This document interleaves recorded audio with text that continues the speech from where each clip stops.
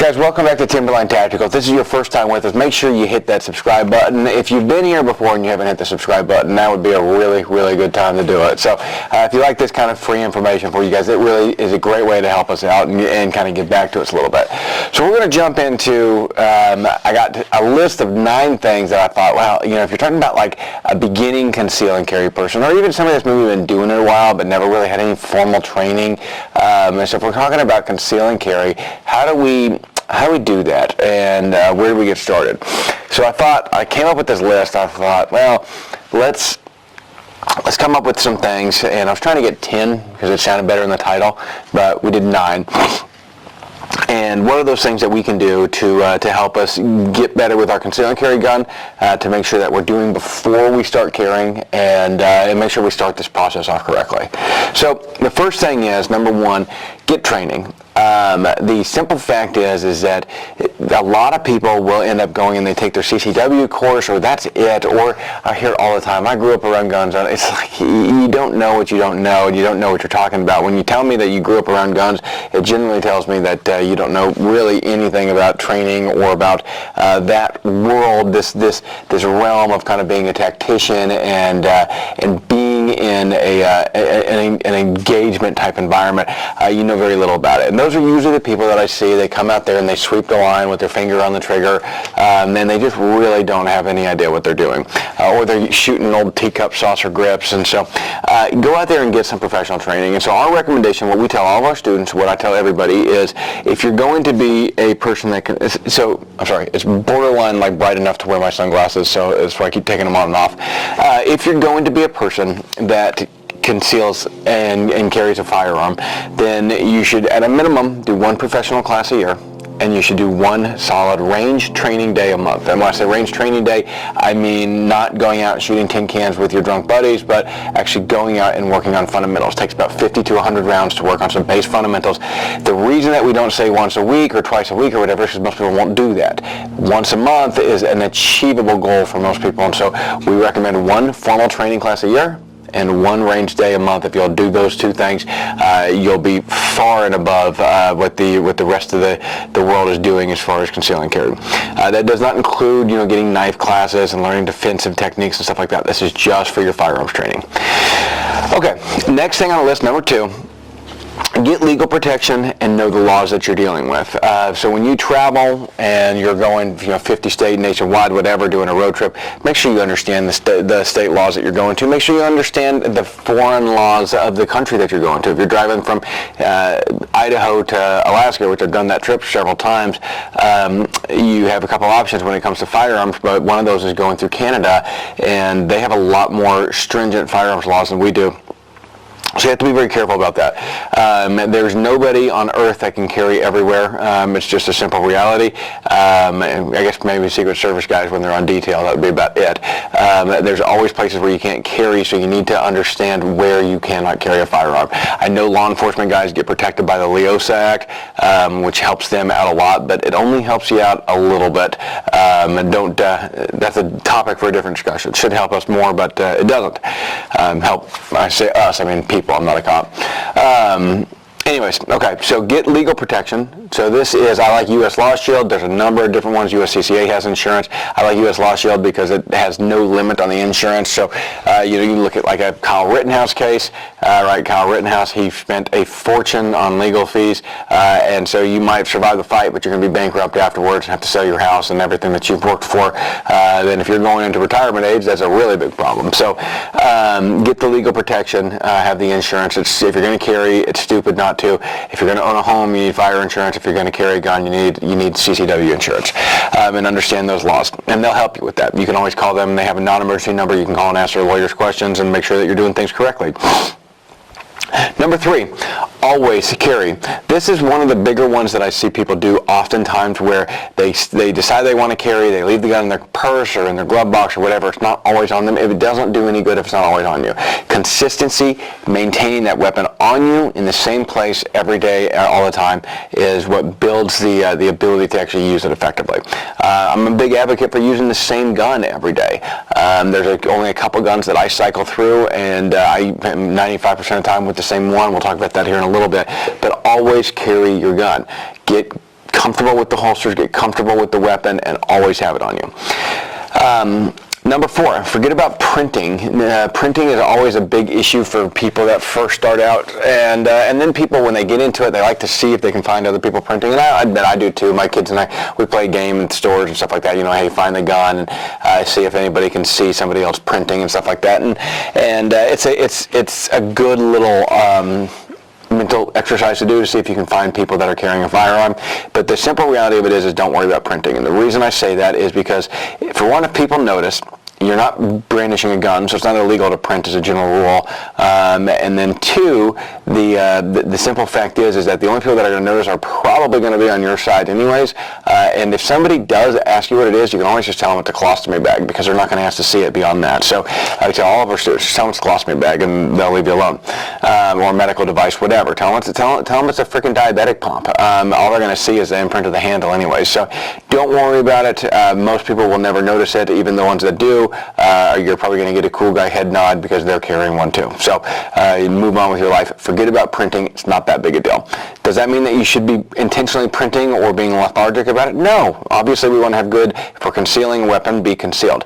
But the simple fact is that it's just not as big a deal as a lot of people make it out to be. So don't panic over it. A little bit of printing is not the end of the world. A lot of my t-shirts will print. Usually if I'm going somewhere where I know it's maybe a little bit more non-permissive of an environment, I will make sure that my clothing covers it a little bit better. But here in central Alabama, and I'm out in kind of a rural part, so I can get away with pretty much whatever I want. People open carry here all the time, not that big a deal. But if I was doing it, if I was a off-duty cop in New York, I'd probably conceal it a little bit better. So bear in mind where you're at, but forget about the printing. It's not going to make or break you.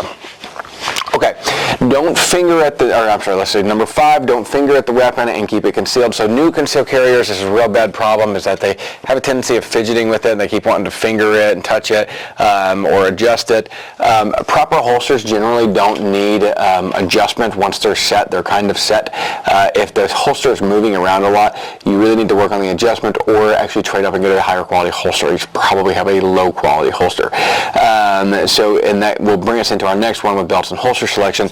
But the bottom line is don't mess with it. You don't need to be touching it and feeling for it. It is there. It is not accessible to anybody else. Nobody else knows that you have it. Get past that kind of mental anguish of I need to keep checking it and making sure it's there. One thing to do that I still do actually is I kind of have a nervous fidget where I always am pulling my shirt, especially when I was carrying in the 4 o'clock position. I would reach back and kind of always pull my shirt over it and make sure that it was down over it. And that saved me a number of times where my shirt had gotten pulled up by something, wind or whatever, and had gotten over the handle. I didn't notice it. So I'm not saying don't worry about those kind of nervous tics like that, but the idea of like messing with it, fidgeting it, adjusting it, fingering at it, kind of put your mind past that and just realize it is there, it is secure, there's no need to do that. But make sure, again, it's okay to kind of adjust your clothing to make sure that it stays concealed. Ideally, we want to adjust things discreetly, but especially if you're carrying appendix carry, you do have to adjust your pants periodically. Nobody thinks anything of it. They think you're just fat and have to adjust your waistband, that you had too much for too much Thanksgiving turkey. Okay, so it's okay. Leave it alone as much as you can, but do keep it concealed. And so if you have to pull a shirt or adjust a pant or whatever, it's not the end of the world. Okay, belt and holster selection. You have a number of options for holsters, and now 20 years ago, you didn't have as many options for holsters, and anymore, there are holster makers a dime a dozen, especially if you're looking at Kydex or even leather. Holster makers are all over the place, and you can get holsters in pretty much whatever fashion you want. You can have custom holsters commissioned. Holster options are just limitless now. So there are a number of good ones out there. There's, Raven Concealment, what is it, LAS, G-Code. There's I use a lot of Vetter holsters. I use theirs quite a bit.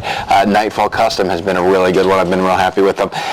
You want one that uses a quality Kydex, and to make sure that, because cheaper Kydexes will crack and break over time. I've had even some of my old crossbreed ones cracked and broke over time.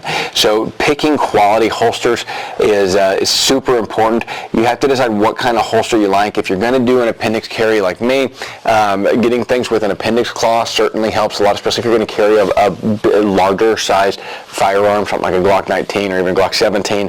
Those technically compact, but they're really a duty size. Those compact and those duty size guns. If you're going to carry one like that, those guns do perform a lot better with an appendix claw. If you're going to carry something smaller like a 43X, Smith & Wesson Shield, something like that, they will be okay without the appendix claw. They're still a little bit more comfortable with the appendix claw, but it's not the end of the world to not have them. In fact, my current holster doesn't have one for the gun that I'm carrying because I need to order a new holster. But then you can look at the clips. Do you want belt loops, belt clips, foamy clips, or whatever, what's one single fat clip or the dual clips? You can look at it several different ways. The one thing I always make sure with my holsters is that they're all tuckable. I don't buy holsters that are not tuckable simply because it just seems like kind of a waste of a holster. If I can't tuck it in when I go out to eat, or if I'm wearing a polo shirt with a business meeting or whatever, if I can't tuck it in, that's a problem for me. So always get tuckable holsters. Okay, next big one is our gun selection, making sure that we pick quality firearms that we are comfortable with, that we've trained with. As a general rule, I tell beginning shooters not to get guns with safeties on them, because what will end up invariably happening is they'll get something like a Smith & Wesson Shield, very small gun, they put a safety on it, and then they can't operate it because it's got this little itty bitty dinky safety. They have weak thumbs and they can't press it down. And so actually I kind of go counterintuitive there, and I tell people if you're less experienced, that's the time to not have the safety. As you get more experienced, then you add the safety in. And what I mean by that is, I know the safety Nazis are probably like shitting themselves right now on this video, but the simple fact is that when you're newer to shooting, they tend to, once they learn those basic fundamentals of safety, they tend to be very, very safe because they're still a little bit hesitant and scared of the firearm. And so they at that point in time, you don't deal with the negligent issues. Usually negligent discharges are caused because something got in the trigger when you were holstering it, you weren't paying enough attention, you thought you had cleared it and you had it. I see that a lot where people do the motion of clearing it so fast that they forgot to drop the magazine. That one's happened. I saw that at the World Championship the other day, at the IDPA World Championship. That guy got DQ'd because he had a magazine, he had picked up a magazine, he had a magazine in his hand, and he was so ingrained in the motion of loading and unloading that he thought that he had dropped the magazine. He did it so fast, and instead he'd racked another one into the chamber and fired it off and got disqualified. That guy is a firearms instructor that owns a range. He's not new to this. He just got moving too fast. And so even Travis Haley had a negligent discharge. So it can happen to more experienced shooters. So, but I think it's less likely to happen to some of those more amateur shooters because they're a little bit more scared and hesitant with the firearm. So, and safeties take more training to learn how to manipulate and to effectively disengage. And the only safety that I particularly like is actually on like a 1911 because it naturally disengages when you get a good grip on the gun. And I'm not just talking about the beaver tail safety on the back, but the actual manual thumb safety. So that being said, let's focus on good quality firearms. Get the training class before you get the gun. You can always borrow a gun for the training class. Most instructors, like us, have loaner guns. I mean, we all have so many guns, we don't know what to do with them. So most of us have so many guns that we can give you one for the class, not a big deal, and then we can help you pick out one that you might like. Okay, now we're on, what are we on, number 8? Okay, dress for the gun. This is one of the bigger problems I see with women is they don't want to change their wardrobe out. They want to try to find a gun that will fit their wardrobe. The gun's not going to fit your wardrobe. You have to dress for the gun. Guys typically means that you need to go up a pant size. Can you squeeze it in there? Yeah, for sure, but it's generally a little bit more comfortable. Especially if you're young, you can squeeze it in there. If you start getting older and getting a little bit fatter, it's harder to squeeze that crap in there. You need to actually change up your wardrobe to account for the firearm, not the other way around. The firearm will not fit your wardrobe now. You need to make adjustments. So it's going to require, for guys, it's going to require generally new pants and a new belt and maybe some different fitting shirts, and so that way they're covering things. And so, but generally you can just get away with new pants and a new belt for most guys. Unless you like wearing really tight t-shirts, in which case then you're going to probably have to do something else, or you're going to, as much as I don't mind printing, that's going to print probably really, really bad. And then for ladies, you have to actually completely change up your wardrobe because most of the things that you have will not work. If you wear a lot of leggings, you can buy leggings that are kind of tactical leggings, right, from like We the People that have belt loops on them so that it allows you to carry a gun belt and a holster. That's what Amanda Lynn uses because she likes leggings a lot. But there's a lot of different options. Just realize that you're going to have to change your wardrobe out. And until you do, yeah, get away with like carrying in a purse, but you should be setting your sights to slowly upgrade your wardrobe to allow you to carry on you as you continue throughout your firearms carrying career. Okay, and finally, number 9, right? Do you want to put weapon lights on carry guns? You will see so many cool guys on that. I mean, Grantham, I love his channel, and he's got weapon lights, and he carries like a Beretta 92 with a Surefire X300, or he carries like a Glock 17, or the Surefire X300. He carries that appendix carry. That's great. The dude's dedicated. I love it. That's definitely the best way to go, is to always have a weapon light on your gun. It sucks to carry a gun with a weapon light. You guys have seen some of my videos. I've had weapon lights on this when I've taken them off. I generally don't run it with it on there because it's just a lot more comfortable with it off. It carries better, it wears better, and I like the general feel of the gun is nicer without it. So I don't typically carry a gun with a weapon light. Will I go through splurges of time where I feel a little bit more want to be badass and carry a full-size gun with a weapon light? Yeah, sure, I've done it. But as a general rule, I'm all about comfort, and so carrying a gun that I can comfortably carry everywhere all day long, that's more important to me. And it is still have a good quality firearm capable of defending myself. Whether you decide to carry a weapon light or not, you still have to carry a flashlight, so it doesn't alleviate you of carrying a good flashlight. Learning how to use a flashlight with a firearm is still important, whether you have a weapon light, because you may not be fighting with your weapon. Clint Smith talks about that a lot. Who the hell says you get to fight with your gun? This is why I had Amanda Lynn for a couple months. She carried a small frame 1911, one of those little pocket-sized 1911s around, so that she could learn, proper manipulation of it and everything, and get that kind of safety down as a second nature to draw. And it was specifically because we needed her to be able to function and shoot every type of firearm, not just hers. All right, guys, I'm going to let you go with that. I know this went on for quite a while, but I thought this was some good points that I really wanted to bring across to you guys and show you kind of what I've learned after concealing carrying for, man, how long since I think, if I remember right, when I was up in Alaska, that's when I started concealing carrying. I think you could do it at 19. I think that's when I started. So I've been carrying a long time and done a lot of military training, and I understand my way around firearms, guys, and so these are just some kind of tricks from me. But get guns that you will actually carry. I guess that would be, if we're going to say our 10th point, our 10th and final, our bonus point here, get guns that you will actually carry on a daily basis. Don't buy a gun that's so big that you won't carry it, or so small you can't use it. Find the one that's in the middle of the road. Like I said, Glock 43X, Shadow System CR920, Smith & Wesson Shield, those size guns tend to fit that bill very well for both men and women. So I'm a big fan of them.